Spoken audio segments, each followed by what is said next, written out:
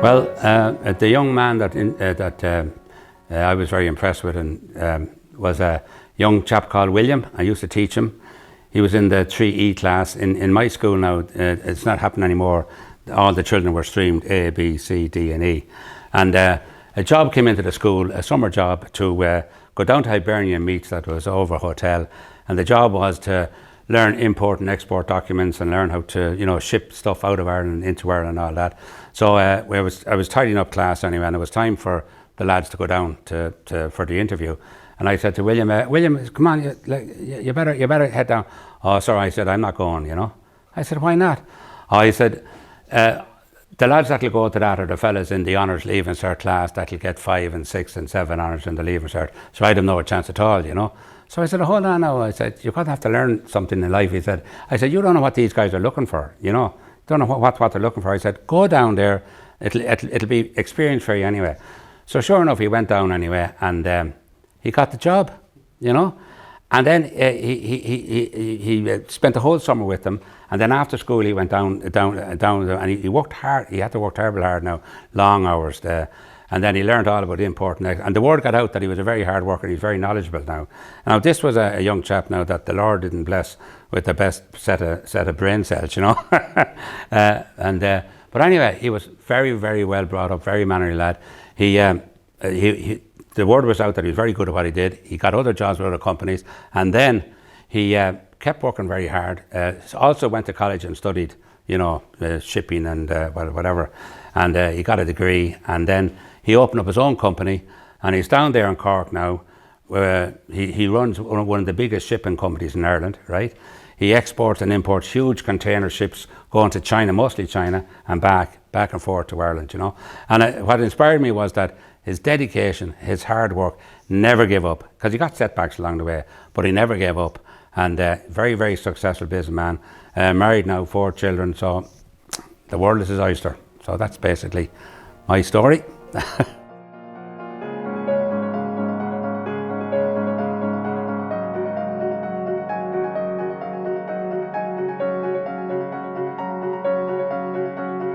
I think the person that inspired me most in my life so far would be my first and secondary school history teacher.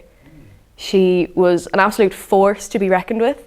Like, if you didn't bring your book, if you didn't have your homework done, like, you would not hear the end of it for the entire hour of the class. But she was excellent. Like, she would make you learn anything off by heart, just with like pure fear of God.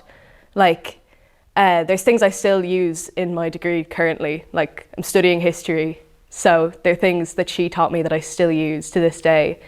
But I remember talking to my history teacher who took on the role after her. She taught him as well and gave him that same love of history that he gave us. So having both of those like history titans from my school, really, like, they inspired me to do what I'm like pursuing, like doing a degree in history and then going on to like hopefully be a historian one day. But she was an absolutely amazing woman. Like, she was terrifying, but she could be so lovely. Like, if you were having a hard day, or if you like came in and you're like, I'm really, really sorry, miss, like, I don't have the homework done, and here's my actual reason. She'd be an absolute sweetheart. But at the same time, you wouldn't want to cross her. Like, she was so, so scary, and I hope to be like her when I grow up. She retired at the end of second year. And then the last I saw of her was in TY outside of some it was like a horse riding shop, like where you could buy like the gear for horse riding. And she drove by in her little car that she had for all the years she taught in our school, and she drove past and she gave me a big wave, and I was like, oh, it's hardly her, is it? And it was. And she rolled down her window and she's like, hi, Leah. And I didn't think she knew my name, but it was brilliant. Like, I was so happy after that.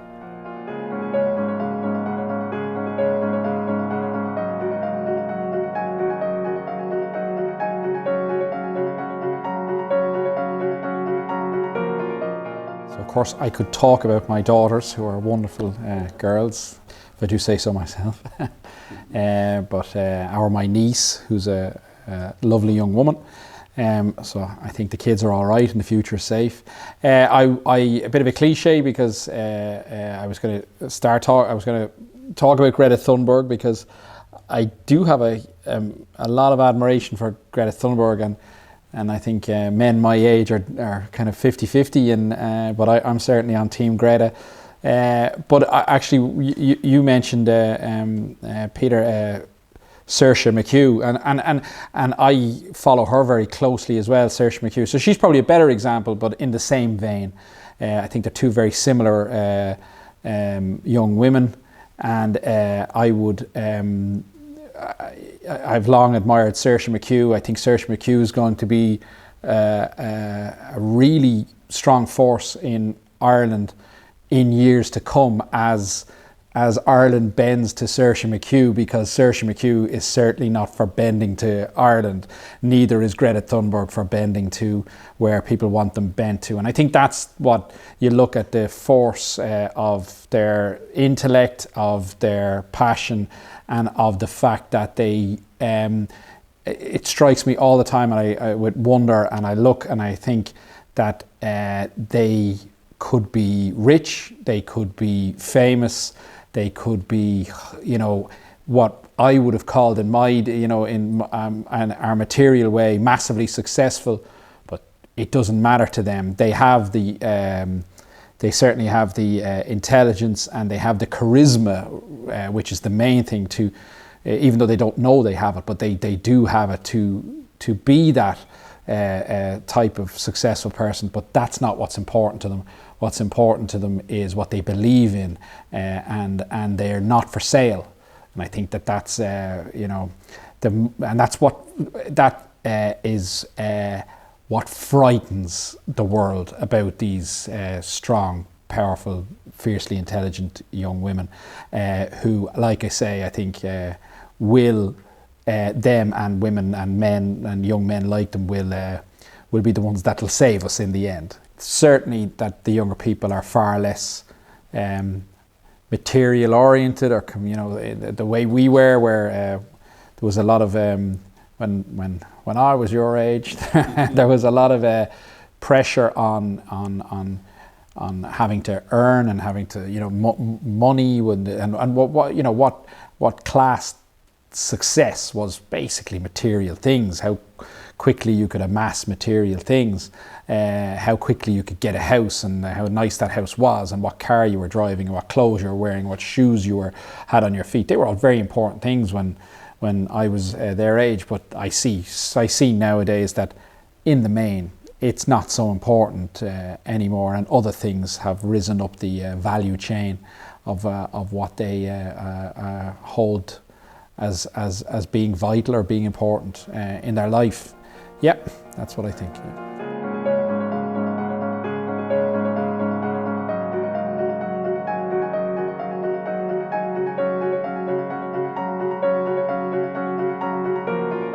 I'm going to talk about my granny, Mary O'Brien, and how she inspired me as a person, just because she's a very inspirational woman.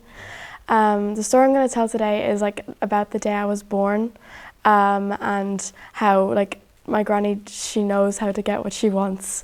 So I was born in Drogheda, which is in Louth, and my granny was living in Dublin at the time. She still lives in Dublin, the same place, and I was born in Drogheda.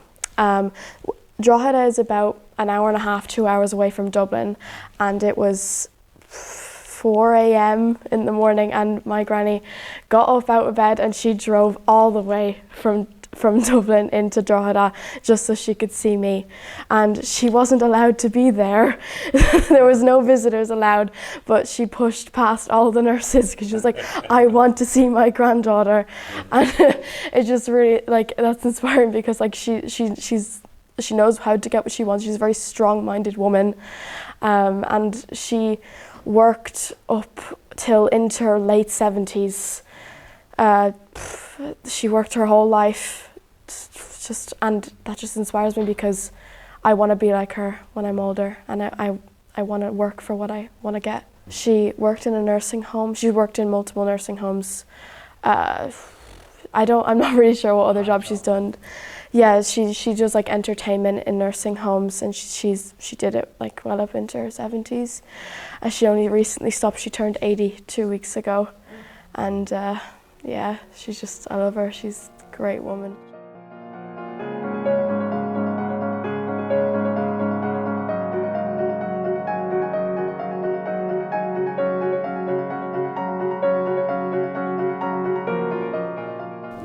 Well, a person that I look up to is Mo Farah. He's a British long distance runner, but he originally came from a war-torn country, but he was moved to England when he was younger to get like a better life.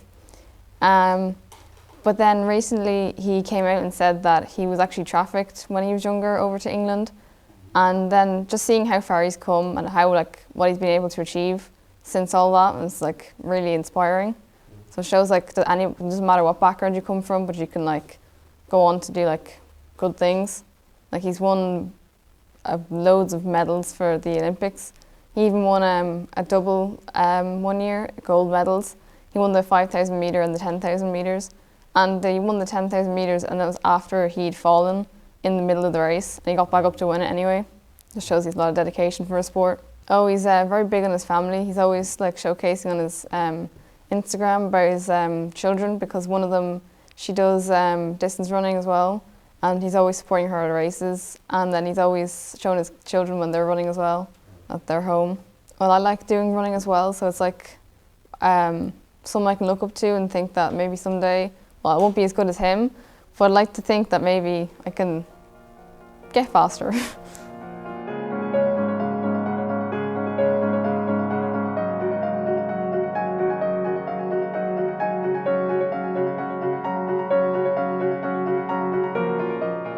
I'm just going to talk about, very personal, about my second eldest grandson. He is 12. He is a very pleasant, gentle boy who's going into secondary school in September, but he is lovely. And he loves farming. He has all the farming machinery and all there, but in the last year, or even year and a half, he has started making bird boxes.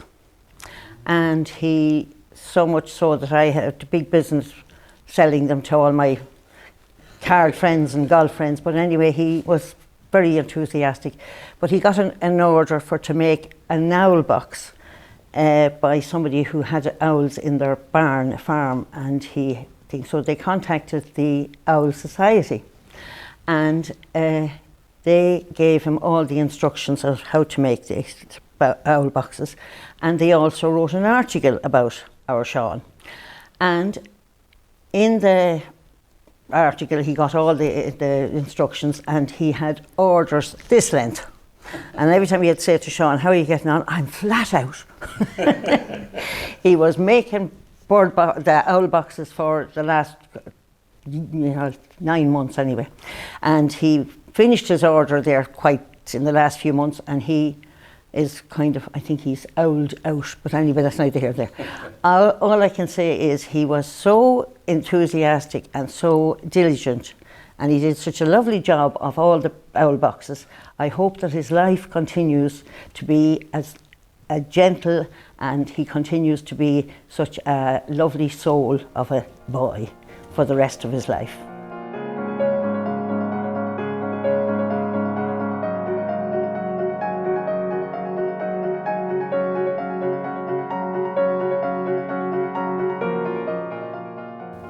The person I want to talk about is my nanny, because she's just such an inspiration to me, and she's always so positive and always like brings up my joy. She's such a positive outlook on life. Just whenever I go to visit her, she's always so happy, and it just makes me happy looking at her. She's just always so, like, no matter what, she'll always be happy. She's always in a good mood. She's always ready to go anywhere.